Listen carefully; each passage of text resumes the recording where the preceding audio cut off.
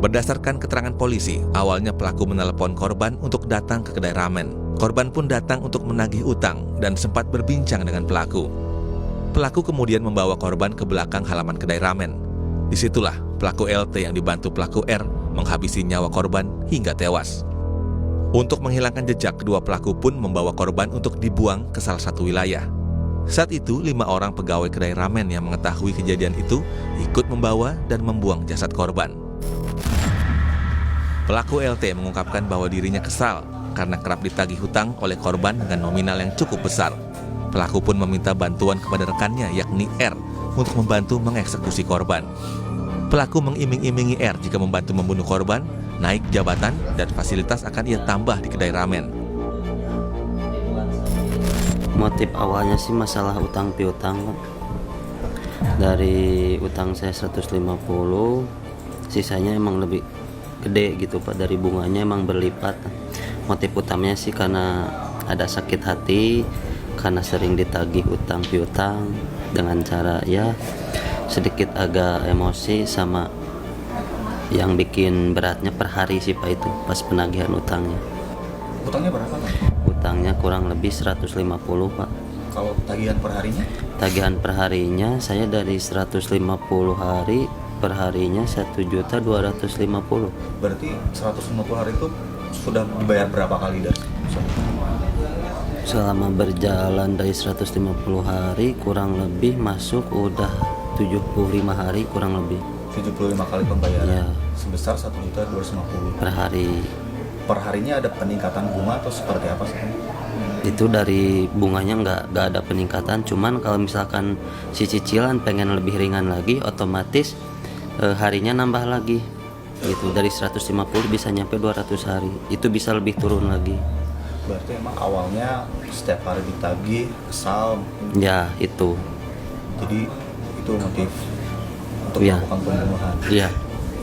Ini direncanakan atau tidak sebelumnya? Kalau dari kemarin nggak ada perencanaan, cuman langsung pas siang, dari siangnya saya ngontek si korban, udah itu saya sama teman udah ada pembicaraan, pas waktu malam langsung aja gitu dibawa ke belakang, langsung dieksekusi di belakang. Sudah berapa lama kenal korban?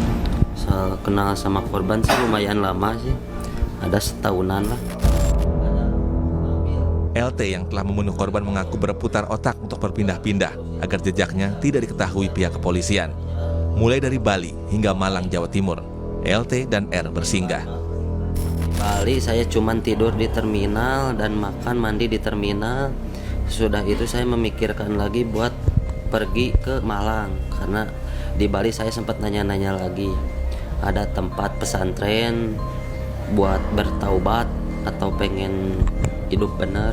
Akhirnya saya dikasih tahu sama orang di situ pergi aja ke Masjid Tuba, Masjid Jin di Malang. Dan akhirnya saya sama Ridwan pergi ke Malang. Sama juga pas di Malang saya nggak ada saudara, nggak ada apa, dan saya akhirnya memberanikan diri masuk ke masjid itu. Saya langsung ke ruangan konfirmasi. Di situ ada mungkin pengurus masjid, nggak tahu siapa, saya nanyain. Dan akhirnya saya disuruh beristirahat kurang lebih 3 hari. Nah, pas malam kurang lebih jam 11 malam dan akhirnya saya tertangkap di Malang. 5 pelaku lainnya ini diiming-imingi apa kan? Sebetulnya kalau 5 pelaku itu nggak ada diiming-imingi sama saya sih, nggak ada diiming-imingi apa, cuman mungkin mereka yang satu mas cuman disuruh matiin lampu, kedua ada yang disuruh bersihin bekas darah, ketiga ada yang tahu gak apa-apa cuman ngikut di motor di belakang ngikutin saya. Dan pada akhirnya emang dia tahu juga ngelihat bahwa di mobil yang dia ikuti itu bahwa ada jenazah gitu, ada si korban itu. Ini kan di kedai ramennya juga mungkin kan ada CCTV kan, diperiksa sama polisi kan dalam keadaan mati. Iya. Disengaja dimatikan? Enggak, emang si internetnya mati, Pak, belum dibayar wifi-nya. Pelaku lain yang ikut membantu LT yakni R mengaku terlibat melakukan pembunuhan karena sejumlah iming-iming yang ditawarkan pelaku LT kepada dirinya. R pun tanpa pikir panjang mengeksekusi korban saat itu. Rencanakan pembunuhan ini apakah memang diajak atau seperti apa sih? Awalnya sih diajak sama Lucky, dia ngajak saya untuk melakukan eksekusi si korban. Terus ya saya pikir-pikir lagi, terus dia ngajak lagi sama saya. Terus dia mau menjanjikan saya mau sebuah sebuah sepeda motor. Nah setelah itu dia menjanjikan lagi mau menghidupi keluarga saya sama diri saya gitu. Tersangka LT bersama para pelaku lainnya mengambil jalan pintas dengan menghabisi nyawa seorang penagih hutang. Para pelaku dikenakan pasal 338 dan 340 KUHP dengan ancaman hukuman 20 tahun penjara hingga seumur hidup. Reza Pratama, Abdul Rohim, Kompas TV, Kabupaten Bandung, Jawa Barat.